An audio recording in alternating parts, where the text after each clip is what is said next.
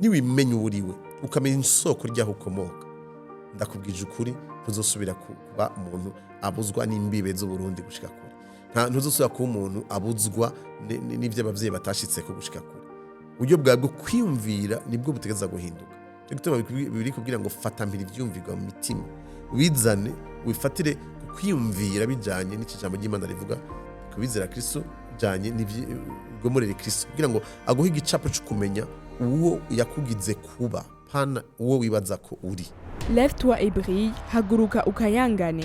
Rise and Shine est une émission conçue pour t'aider à débloquer ton potentiel, découvrir ta véritable identité et illuminer le monde autour de toi. Présentée par NAHIMANA Dieudonné, pasteur, évêque de la communauté des églises Oasis Christian Center, mari et père de 4 enfants. Visionnaire et bâtisseur de la jeunesse, il est fondateur du mouvement New Generation, de l'entreprise sociale umuntu et de la fondation DNF et du fonds d'investissement DNF Fund. Basé au Burundi, il est enseignant certifié en leadership transformationnel et de service et a déjà partagé son expérience et son témoignage dans plus de 30 pays à travers l'Afrique, l'Europe, l'Amérique et l'Asie. Lauréat de plusieurs distinctions nationales et internationales, il vous invite à croire qu'avec Dieu, votre lumière peut briller et transformer votre vie, votre communauté et votre nation. Préparez-vous, lève-toi et brille. Ndabaye ikaze mu kiganiro Haguruka Ukayangane kiganiro tubategurira kugira ngo tubafashe kumenya ubutunzi budasanzwe Imana yashize muri umwe wese muri twebwe n'ingene ushobora kubushira ahagaragara bukagira ikimazi ku buzima bwawe. Ndi mu bantu bemera neza cyane yuko umuntu wese Imana yamuremye ari umwe yisangije Imana imuhingabire n'ingabirano yisangije adasangiye n'abandi kugira ngo ashobore kuba ku rugezo kuba umurongozi canke imboneza kwisi mu kintu kanaka kandi agira icamariye abantu bose bariho kwisi mu gihe ciwe. Ariko rero turabona ko abantu benshi bashobora gupfa bakava muri no buzima canke bakabaho muri no buzima batigeze bashira hagaragara ibice 5 canke 10% by'ubutunzi Imana yashize mu buzima bwabo kugira ngo bashoboze gushobora kuba bafise amahirwe baroraniwe kandi bashobora kubera umugisha n'abandi babakikuje. Rero turagira ngo sube tuduhera aho hantu rero imbere yuko tuja kure tubanze dusube tuvugane ku bijanye n'ingene amuntu Imana yamuremye imuhaye ubutunzi budasanzwe kuko umuntu wese uri kuraraba arafise ashobora gukora ibisa n'ivy'abandi mugabo uburyo bw'ingene abikora agenda afise ikintu yisangije yongerako bijanye naho isigeze n'icisi ikeneye mu gihe ciwe. Rero igihe cyose utamaze kwimenya ngo umenye uriwe biragora kugira ngo ushobore gushira hagaragara ubutunzi budasanzwe Imana yaguhaye. Uyu munsi urashobora kwisanga ahantu aho wicuza kubona warabayeho. Uyu munsi ushobora kubura ahantu kumbure uri mwibohero uravuga uti jewe ubuzima bwanje bwarahagaze narakoze ikosa mu buzima uburere ivy'ubuzima bwanje byose byarahagaze cyangwa urashobora kwisanga ku bitaro mu bitaro ugwaye uracari kurahema ariko kumva umenga urihebuye nta vyizigiro ufise ushobora kubura ahantu ubukene bukurembeje ubuze n'ivyo gufungura cyangwa ubuze naho kuryama ukumva umenga ubuzima bwawe bugarukiyaho ahandi naho ugasanga ufise vyinshi ufise ubutunzi bwinshi mugabo nta munezero ufise nta mahoro ufise urarijoro ryose ukanura widoga ugerageza kunywa yayo umutwe ngo urabingene kwibagiza ingorane ufise mu buzima bwawe ushobora kuba uriho kandi nk'umuntu gusa abeshejweho no gufungura. Ego ntubuze ivyo ufungura, ego urafise aho uryama heza, ego urafise kumbura imodoka nziza wiyunguruzamwo, ego ubayeho muri vya bindi abantu bashobora kuvuga ngo uyu muntu abayeho neza, mugabo umva umengo ubuzima bwawe bwari burengeye ivyo ko ukorera ifungurwa gusa n'ivyo wambara naho uryama. Ariko ugasanga umenga ico kibazo kirakunaniye gutorera umuti. Muri kino kiganiro rero nagomba ngo dufate umwanya wo kurabira hamwe vy'ukuri ingene ushobora gutorera umuti ivyo bibazo kugira ngo ubeho ufise amahirwe ubeho unezerewe kandi ubeho washoboye gutanga byinshi bishoboka mu butunzi Imana yaguhaye ngo kugira bigira akamaro abandi bantu bariho mu gihe cawe. Icambere ngomba gutangurira ko niki nashaka kuvuga ngo mu myaka maze nkora igikorwa ngaranira n'abantu benshi ngerageza kwirabira ko mu buzima bwanje nta numwe Imana yaremye ari agaragara atakintu kimafisa azanye kwisi nta numwe. Ushobora kuba umugaye n'amaguru ushobora kuba umugaye n'amaboko ushobora kuba ufise ingwara dakira ushobora kuba uri ahantu mu buzima bwawe umva umengo abantu bakubwira ngo ntacumaze ngo ntazopfuvuyemwo ngo nari nkono itabuzopfuvuyemwo kunda kuvuga ruguru canke ngo ntacumaze ntuzovyemere. Imana ntishobora kurema umuntu ahemaza ngaha kwisi ikamurema agaragara atana kimwe. Ntiba vyashitse ngo ni accident yabaye. Nta muntu numwe yaje kwisi kubera ko ari impanuka. urumva rero ngo vyabaye impanuka.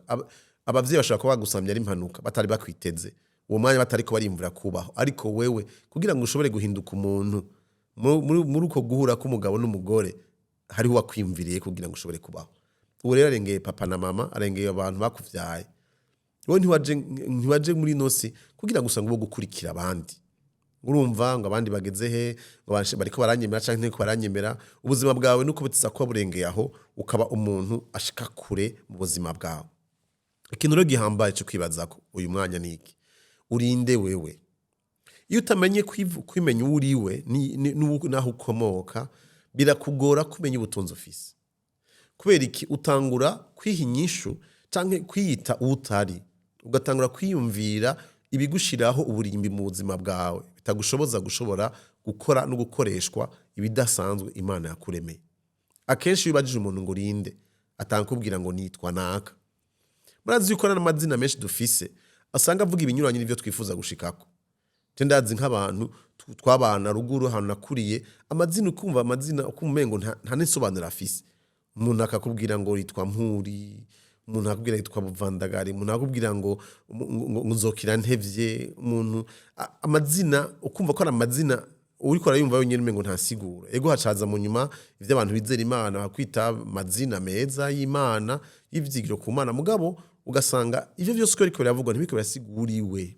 Urinde rero iyo umuntu akabaje ngo urinde, ego ni kumbura keneye ko bizina ryawe, mugabo wewe mu mutima wawe ntukwiye kwibona bigarukira ku izina.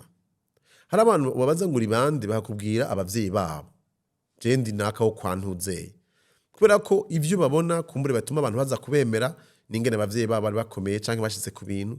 Iyo rero ugize isanganya ugasanga umuvyeyi wawe ntiyigeze ashika kure, ugasanga uriko naratinya no kunamuvuga kubera ko utinya ko hari abantu baza kumwitira baza kwiyumvira yuko uri umuntu.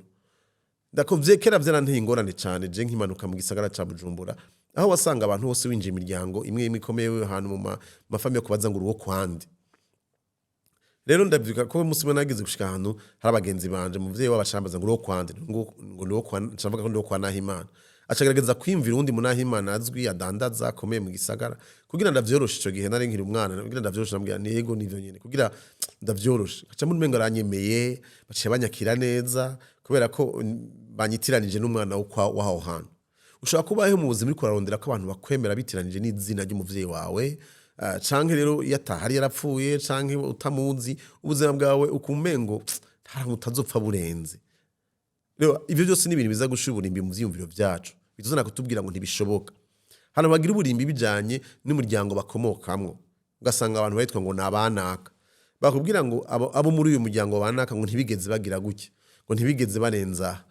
Ndavyibuka n'umugenzi wanje twari turi kumwe mu buzima amafisi ingorane, yarafise ingorane ko yamubwire ngo umuryango wanyu ngutera umukoshi. Akumva ko bavuze ngo urumva ngo umuryango wanyu ngo umuntu wese ngo akwegereye ngo mubwiranye ngo ubucuti ngo yamahura n'ingorane ngo kubera ko ngo umuryango wanyu uri kumeze, ugasanga uranavyemeye urabibamwe na wewe, cyangwa babwira ati uyu muryango wanyu ntibazopfa barongoye canke iwanyu hazokwama ngo muri ujya muryango w'iwanyu bimeze gutyo. Ugasanga waramaze gushiraho izo nsika n'ibihome n'ibintu byose bikubwira ngo ntibizopfa bikunze muri kazoza kubera ko wishushanije n'umuryango wawe. Hari abantu ubuzima bwabo bwubakiye ku bwoko, amenya ati jewe ndi muri ubwoko, bambwiye ngo ndi muri ubwoko rero nzotera imbere kubera ubwoko, canke sinzotera imbere kubera ko ubwoko budashobora gutera imbere muri iki gihugu canke biriya. Ugasanga warabishizemwo uravyemera uravyubaka kandi ugwanira aho nyene nuwo muhuyeho kugira ngo akumenye, urabe ko yo guha akazi ukoresha ivyo kugira ngo arabe ingene yoshobora kukumenya ati uyu wacu reka ndabe ingene yoshobora kumuha akazi.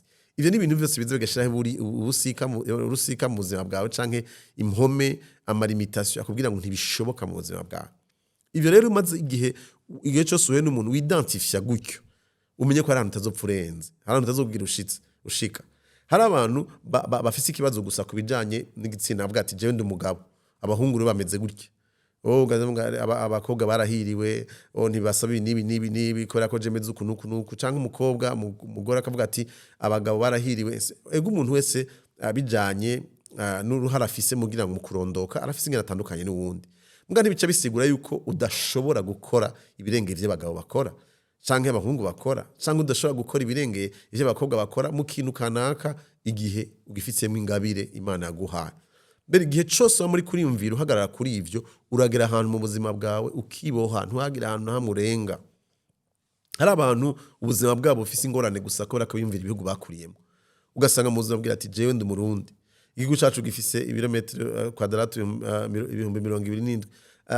Donc nta handi ivyumviro vyanje naho bigarukira. Iyo mba navukiye muri Kongo hagutse, iyo mba navukiye muri Amerika canke muri Swede canke ahandi, ugasanga ibintu byose bigarukira kuri jewe ndirimite ngaha. Ugasanga ubuzima bwawe wiyumvira gusa bigarukiye aho igihugu cawe kigarukira. Ndabibutse ibi tubona nk'imbibe z'igihugu ntizashitsweho n'Imana, si Imana yabishizeho. Hari abantu bitira amazina ngo Imana yaremye abarundi. Imana yaremye abarundi nuko twiswe abarundi kubera ko hari abantu bashizeho imbibe bacaravuga ati igihugu citwa Burundi, hanyuma turavyemera. Yego niko biragira ico bimaze mu gikorwa c'Imana mu gusenga no mu giriki, ariko nibigomba gusigura yuko ibiba kuri abo bantu baraho vyose bitegeza kuba ari kuwe nawe meregwa, yuko ivyo batigeze bashika ko ari kutazopfa bishitseko nawe. Oya, siko bisigura. Hamwe ugasanga bafise ingorane y'urukoba, kavuga ati jiye abana muzungu, jewe ubuzima bwanje rushitse ko yabana umuhindi, yabana umwarabu, yabana umushinwa, nobaye umuntu w'igitangaza. Canke nawe ugasanga umushinwa ati coma nkaba umwirabure nanje kamera kujya abandi bose bameze. Ugasanga umuntu ariko ariyumvira ivyo mugabo bikugarukana ahantu hahandi umuvuga ati ntavyo shoboye, wamufise insiguro yuko hari ibintu bidashoboka. Rero nagomba kugira ngo ikintu cambere ngomba kutuganira ko muri kino kiganiro no kubanza ubanze ubwa mbere urabe urinde wewe wizi nkande ibintu vy'ukuri wemera muri wowe kuvuga ati niko ndi. Iyo ndiko ndaraba ijambo ry'Imana, hari abantu bemera Imana cyangwa utemera Imana sinzi, ariko utemera Imana urafise ikindi wemera. Ico bisigura nuko ijambo ry'Imana nyereka neza yuko ngo gihe ijambo ry'Imana ryaba kuri Yeremiya ngo imbere yuko unasamwa ngo nari ndakuzi. Hanyuma turavye ku mukiza wacu Yesu Kristo canke Yesu Kristo bivana usengera, ingene amuvuga ngo jambo ngo nambere jambo yariho, kandi jambo yaharonye n'Imana, kandi jambo yari Imana. Imbere yuko avuka mu mubiri yarariho. Rero nukuvuga ngo umuntu atangurana nuko mama we yamusamye mu mbani. Umuntu atangura kubera ko gusa yakuze yavutse hanyuma bamubonye ngo yavukiye kuri uyu mutumba kanaka. No, umuntu yatanguye kubaho bivanye n'ingene umuremyi yamwiyumviriye ko imbere yuko asamwa. Kuko mu mabanga yabo basagati y'umugabo n'umugore abavyiza sigura yuko hagenda imbuto zirenga miliyoni. Ariko kubera ikiyo wari wahindutse umuntu muri rya mwanya, nuko ko Imana yari yakwiyumviriye kubaho. Rero rero kugarukiriza ibintu n'isoko ryawe ngo urihere juste gusa ku bavyeyi bawe bakuvyaye canke ahantu ukomoka gusa avuki uburyo bwawe bwo kwiyumvira. Rero ni wahindura ingene wibona n'ingene wiyita, nivyo bitanga kugurura imiryango mu buzima bwawe, n'ingene ushika kure. Kubera ko nusubira kuganzwa no kugarukirizwa gusa naho ibintu vy'ahantu baye bimeze. Urazi ko abana yamafisi insigura imisi yose ko ivyanse kugenda mu buzima bwiwe ari kubera abarongozi b'igihugu, y'ukubera ingene intwari tunganijwe. Ego birafise ingaruka ku buzima bwacu. Mugabo naho vyogira ingaruka ntibihindura icuri. Urashobora gusanga uronse izindi nzira z'ingene ubirengera. Kubera iki? Kubera ko wewe utagarukira gusa kuri izo mpome zashizweho n'abana b'abantu. Rero nagomba kuyibonsi umfasha. Sinzi aho uri, sinzi aho uri kuranyumviriza ivyo urimwo. Ushobora kuba wuzuye akabonge n'umubabaro, wicuza ku munsi kubera iki uriho, ugerageza gukora ibintu umengo ntibiriko biragenda, kuko uri gukora ibitari vyawe, uri gukora ibiri kugerageza kwigana abandi. Urashobora kuba abantu bakubona umengo warateye n'imbere, ariko urabizi kudasinzira. Wama wumva umengo hari ikinogo kitariko kiruzuzwa mu mutima wawe.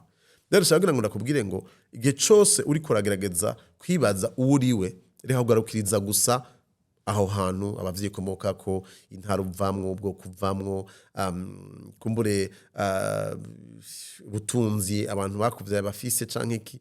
Oya, banza usubire wibaze nakomotse imbere yuko nza nkashika nkavuka. Rero uri kuraraba neza usanga neza umuremyi Imana yarakwimviriye ko neza imbere yuko usamwa, imbere yuko uvuka. Rero ntuyaksida na gatoyi. Kandi rero wowe nturi umubiri ni inzu tubamwo. Ariko je ndiko ndavuga muri uyu mwanya, muriko murambona mugani muriko murabona ivyo ndiko ndavuga, muranyumva gusa.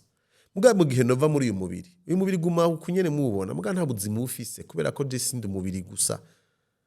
Iyo uriko mu ijambo ry'Imana, ijambo ry'Imana twereka yuko umuntu ni impwemu canke afise agatima akaranga k'Imana muri we akaba afise ubugingo canke ubuzima bumuzana kugira guhitamwo ibigumbagumba ishaka mugabo agaheza akaba mu mubiri turi mu mubiri kugira ngo tube ngaha muri ino si mbwa siho dutangurira ubuzima bwacu cyo gituma iyo tugiye gushingura abantu bitavye Imana twemeza neza ko bagiye ahandi hantu kubera ko umuntu si umubiri gusa iyo tuba tuzinga umuntu n'umubiri gusa tumushikanye ku manda canke aho dushingura tuvuga ngo ubuzima bwiwe buraheze ariko tuguma tumusabira mu misa tuguma tugerageza uburyo bwose kubera ko turazi kumwe ngo umuntu ariko arabahundi buzima gukora ko si umubiri wonyene kubera ko none iyo hageze kukubaza ngo urinde utubwira ivy'umubiri gusa utubwira ko aho ukomoka mu by'umubiri utubwira aho wavukiye mu by'umubiri utubwira ingene umeze ngo urirabura canke ngo uri inzobe canke uri umuzungu canke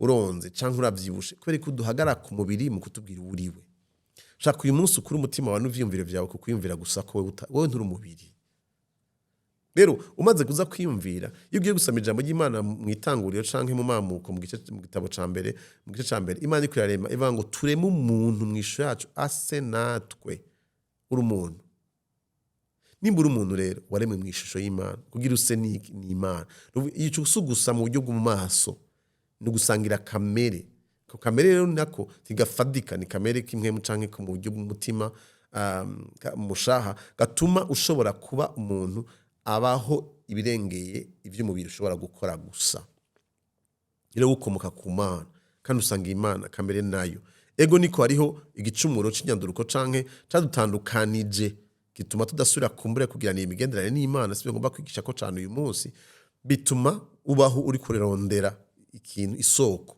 y'ibikubeshaho mugiye amaze kumenya ko ukomoka ku Mana bikuzana kubanza kurondera kwimenya gusumba kurondera kumenya ivyo ukwiye gukora hanyuma nivyo ukwiye gukosora kugira imigenderanire yawe nayo imere neza hanyuma ushobore gukoreshwa nayo ivyo buhizi mu buryo budasanzwe ariko ico ngomba gushimikira ko cyane uyu munsi nuko kuzana guhindura ingene wibaza uriwe Chekera kubwira nije nitwa naka abwira amazina y'abavyeyi banje yo nkomoka abavyeyi bamvyaye aho navukiye aho nakuriye muri commune nakuriyemo nkumva umenga ubuzima bwanje buzogarukiraho ngiyo ndi mu mahanga mpangura kuvuga ndi Murundi yego nivyo iyo ni adresse ico kibanza tubamo mugabo eske bacibaza kwimvira yuko ivyo nza gushobora ari byo gusa abarundi bashobora oya hari birenge ivyo igire natangwe gutahura ico uburyo bwanje bwo kwimvira bwarahindutse nasanze intambara nyamukuru yo kugwana niyo kugwana mu isi itabonekeshwa amaso kuko ihe niza ko influence canke niza n'ivyiyumviro vyacu biza kutuberamwo uburimbi tubwira ngo ntibishoboka yo usanga twarubatse ibintu bitubwira ngo ntibishoboka ngo jewe ngo no kwana kasi nzopfa nshoboye iki jewe nduwaha sinzopfa nshoboye iki rero utsa kubanza gukura hevyo burimbi abemera ijambo y'Imana ratubwira muri Korinto wa 2:10 bandanya bibwira ngo uko butugwana nabo usaba inyama n'amaraso wariko ngo dufata mpiri ivyumvirwa mutima tukabigomorera Kristo ngo kandi ngo dushingura ukarimbi n'icishizwe hejuru cyose kashije kugwanya kumenya Imana mandi majambo ivyo ubwo burimbi bwashizwe mu vyumviro vyacu nibwo butangura kutubuza kuroranirwa no gushika kure rakwitwaza abavyeyi bawe byo batakoze rakwitwaza igihugu cawe ico kidashoboye rakwitwaza umuryango cyangwa ubwoko bwawe rakwitwaza ivyo ufise cyangwa udafise uyu munsi oya niwimenye uriwe ukamenya isoko ryaho ukomoka ndakubwije ukuri ntuzosubira kuba umuntu abuzwa n'imbibe zo Burundi gushika kure ntuzosubira kuba umuntu abuzwa n'ivyo abavyeyi batashitse ko gushika kure uburyo bwabwo kwiyumvira nibwo butegeza guhinduka cyo gituma biri kubwira ngo fata mpiri ivyumvirwa mu mitima ubizane ubifatire ku kwiyumvira bijanye n'ikijambo ry'Imana rivuga kubizera Kristo bijanye n'ibigomorere Kristo kugira ngo aguhe igicapo cyo kumenya uwo yakugize kuba pana uwo wibaza ko uri rero aho hantu maze kuhahindura ibintu byose biratinda bikagenda neza mu buzima bwawe uyu munsi nibikibikubosha ubwo ntibimaze kwisira kwizina kubera ikintu kumbura ikosa bakoze mu buzima ushobora kuba turabaye nk'umwigeme urasama imbanyi uvyara umwana hanyuma ubuzima bwawe bwose bushobora hagarara kubera ikosa bakoze yego nikosa mugabo ntibice bisigura ko ubuzima bwawe bwose buzogarukiraho bashaka kwisanga kumbure uyu munsi waragize ikibazo kanaka cakuvuyeko urasanga kumbure waramugaye no kumugara canke barwaye ingwara idakira canke ikintu kanaka uyu munsi ibintu byose batakubwira mu buzima uri kurimvira gusa gupfa oya nawe ufise umunsi umwe urashobora gukora ibintu bidasanzwe na muntu muri Bibiliya bita Samson niwe yagize amakosa menshi hanyuma umunsi umwe asaba Imana ati mpa akaryo gatoye gusa aca afata inkinga yikubita hasi aravuga ngo bw'icyo gihe yari mu guhama abantu bariko baragira nabi ubwoko bwa Israel bw'Imana ngo abantu yashoboye kwica muri ico gihe ngo babaye benshi gusumba bigeze kubera iki aho karyo gatoye gusa yararonse umuntu yitwa Yesu Kristo canke Yesu Kristo imyaka 3 gusa yarakoze ibintu ngo n'ibitabo batashoboye kuvyandikamo kumbura ushobora gusigaje imyaka 3 yo kubaho mugiye imyaka 3 yo kubaho isi ishobora kubandanya itangazwa no kubaho kwawe yakuma widoga ngo urumva ngo bambwiye ngo ndi mugupfa uracariho kumbura ari jambo ushobora kuvuga ariko ushobora gukora nabonye umugabo umwe yapfuye yonze yamerewe nabe abantu bose bababajwe n'ingana apfuye yitwa Steve Jobs yapfuye mugabo yasize atanguje ikintu c'amatelefone uyu munsi ari ya mbere ku isi dandazwa ahantu henshi ku isi n'uyu munsi baramuvuga ntaco bitwaye imyaka yabaye hari umuntu yagize kamaro ku buzima bwanje mukurikiye mu nyigisho zizanye n'ivy'uburongozi bya leadership yitwa Miles Monroe yapfuye n'umudamu wiwe bagira accident y'indege ariko uyu munsi ubwo haje n'ubuhinga bwa AI baraza n'ivyigishije byose bakabishigira bakabizana ku gihe akavuga nko aravuga uyu munsi ubuzima bwiye bwagize ikimazi ku isi buzubana bwira ikimazi ku isi bitaba yanditse ni majana n'amajana rero naho yo atakiri muri uyu mubiri ubuzima bwiwe yagize cyamaze rero ntuze kwitwaza ngo urumva ngo je vyaheze ngo ndarindiriye gupfa gusa ngo nukubaho ivyo nafunguye nambaye ngo nasaho njyama ngo birakwiye no ufise muri wo ubutunzi burengeye ivyo bukoreshe urabe kudashobora kugira ikimazi gushika kure mu mpande zine z'isi nagomba renda kubwire mu buryo busanzwe ibi nihe bintu ukwiye gukora kugira bigufashe muri uwo mutima nibe bintu ukwiye gukora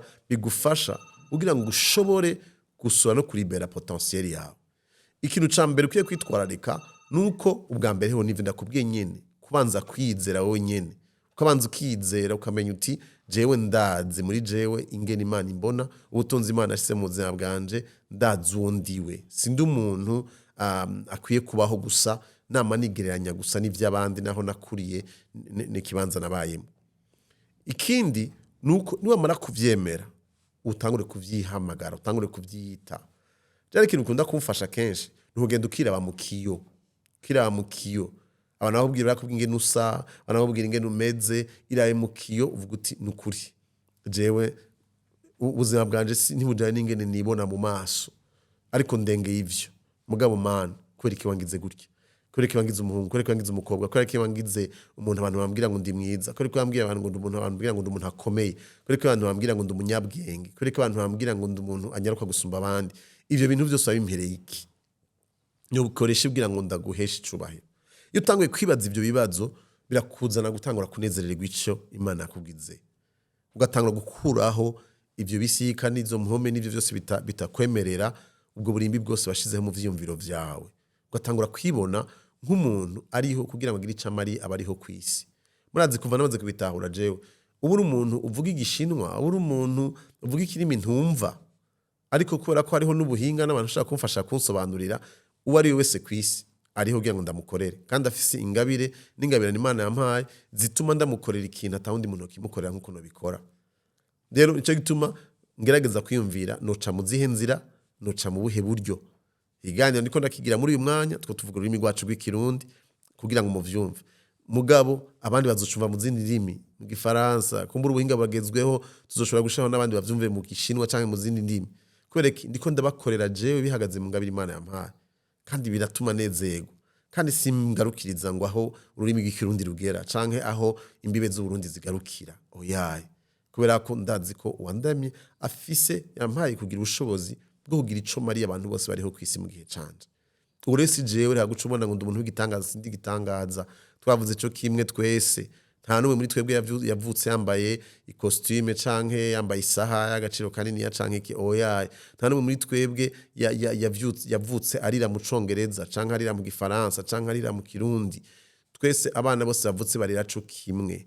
kandi rimwe nabirabure banavutse ubone menga asa n'umuzungu ikibazo ntigihagaze aho ikibazo gihagaze wewe wiyemera gute uzi gute uriwe kuba mbwiye kuca wikwegera ko ivyo bintu byose bakubwiye ngo uri impfuvyi ngo uri umukene ngo ikigacuvyemera uyu munsi birakuremere ivyo biganje ubuzima bwawe rero nagomba kuhindura uburyo bwo kwiyumvira hanyuma niwatanga ubundi buryo bwo kwiyumvira igihe cyose wiyatura kw'amajambo canke nawe utonda kubibwira abantu ngo bace babibaza ngo bahaze babifata bice bizana kugira ngo bakubone ngo uri kurishima, gerageza uvuga ivyo wemera.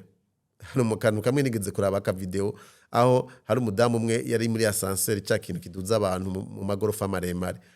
Hanyuma rero umuntu agiye kwinjira arugurura acaramubaza ngo madame ngo umanutse, acabwira ngo yango je sinigera manuka ngo namanja hejuru gusanduga aho nje miso sinugira ngo shike kure mu buzima bwanje. Bwati cyo nenda kubarira carinjira amanu yinjiye muri iyo ascenseur azabonera amanutse hasi, yaragiye epfo. Mugabo ikibazo gusa kwa ruko yamenyere gusa kwatura ibintu byo kuduga hejuru ku umuntu akomeye, ariko abivuga mwanya tariwo. Ivyo byibwire wewe bumuntu uvuga uti jewe ndabizi neza yuko ndi umuntu adasanzwe, hari ubutunzi budasanzwe Imana yampaye, ngomba kubukoresha kugira ngo ngire ico mariye abandi. Namana nkunda kuvugira ijambo ryo ndangirijeko. Ubutunzi bwawe ntibuvana n'ivyo ufise. Umuntu akurabira ko utunze bivaye n'ivyo utunze n'amafaranga n'imiduga n'ibikoresho n'amazu oyaye. Ubutunzi bwawe buvana n'igitigiri c'abantu ufise ico mariye ukoresheje ingabire zidasanzwe Imana yaguhaye. Abantu bavuga bati uyu munsi apfuye twa duhomvye, hari ikintu cyo tubako kibi nk'ingaruka kubera ko avuye muri uyu mubiri apfuye. Ni bangahe bavuga bati by'ukuri umuntu twari tukimukeneye. Rero ico nico gihambaye mu buzima bwawe, nico ugiye kwitwararika. Rero uri umuntu udasanzwe, unezererwa icyo Imana kugize kuba, unezererwa ubutunzi ufise budasanzwe, hanyuma ugira ico umariye abandi, ugira ico umaze muri ino si. Mwakoze cyane rero gufata uyu mwanya wo kunyumviriza no kuntega amatwi. Tuzobana kino kiganiro, turifuza kubana zino nyigisho. Mugerageze mwiyandikishe kuri ishene kugira muze murakurikira ibiganiro vyacu, kuko hari byinshi nabateguriye bizoza biraza. Nzobaza n'abashitsi babereka bimwe bariko baraca mu zero muriko muracamo, ariko babirenganye bakashika kure mu buzima bwabo.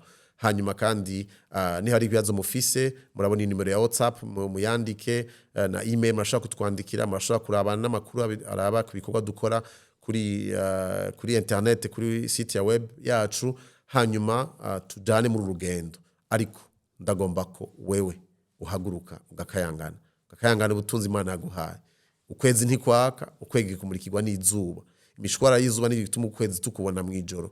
Rero nawe niwemera Imana ikakwereka ico yakuremeye, uzokayangana muri ino si, abantu bakomeje ko wabayeho, kandi n'inyuma yo kubaho kwawe muri uyu mubiri uzogumubaho, kubera ko uzofise ico usize kizotuma abantu bakwibuka. Urakoze, ugira umunsi mwiza, tuzosubira mu kiganiro gikurikira.